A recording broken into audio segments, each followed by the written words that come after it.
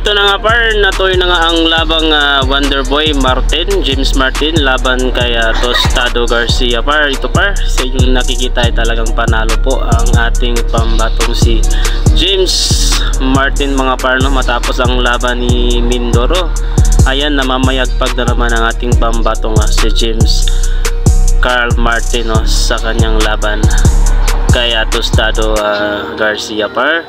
Ang ipapakita ko sa inyo par ang round 1 lang, no? Highlights ng kunting highlights po ng round 1 par. Mag-react tayo sa kanilang naging laban at sa mga suntok na binibitawan ng ating pangbato, maging si Tostado Garcia par.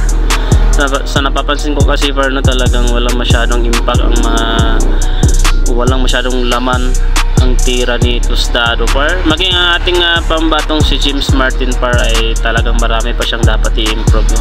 Or siguro inaalalayan lang niya si Garcia, no?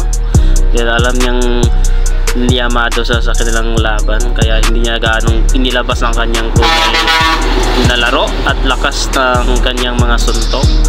Napapansin ko kasi ayan dito par, round 1 po dito par, no? Mag-react lang tayo. Panalo po dito si Martin par, tinigil ng referee sa round 5 na knockdown din, no? Binilangan po si Tostado, pero sa tingin ko parang naano siya, parang pinulikat ata ang kanyang paa par, parang injured na lang din, kaya tinigil na lang po ng referee. Pero sa napapansin ko talagang di wala mo, mabigat lang ang kanyang gloves, so talagang wala masyadong impact ang kanyang mga tira par, no, ni Tostado. Yan po yung nakikita par. 44 seconds po tayo sa round 1. Panalo po ang ating pambato par na si James Martin.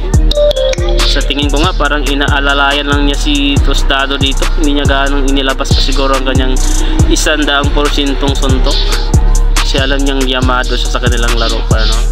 Ay, natapos po ang round 1. Dito tayo sa round 5 par mismo, at dito na po talaga tinapos ng referee ang kanilang laban. Tingnan natin. Ayan, round 5 po tayo par. Ayan, dito parang nasuntok ata yung below the belt, palagay ko lang, parang umaray siya doon si Tostado. Ayan, dito kaya nung miss ka par.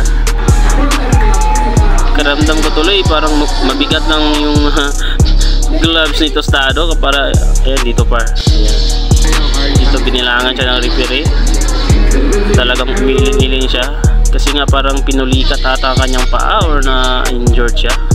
At ayan par, nanalo po ang ating panglabang si James Martin. At ganyan lang po dapat, no? Sports lang po dapat. Lapitan mo kaagad, wag mong ibuli yung kalaban mo kung ikaw yung manalo, no?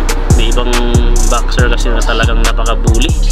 Lalo na po yung pambato ng US na si Gervonta Davis, talagang napaka-angas. At ayan, congrats po sa iyo, no, James Martin. Panalo po siya dito par, no, sa kanilang laban. Ngayon po ito nangyari par, December 8. Ayan, congrats po sa ating Wonderboy na si James Martin mga par. Panalo po. Dalawa po ang Pinoy na namamayagpag ngayon sa larangan ng boxing ngayon par. Unang una po si Mindoro kahapon, at ngayon naman itong si James Martin. Kaya good luck po sa kanyang pararating pa ng mga laban par. Ayan, supportahan natin par, at congrats na din kay Tostado.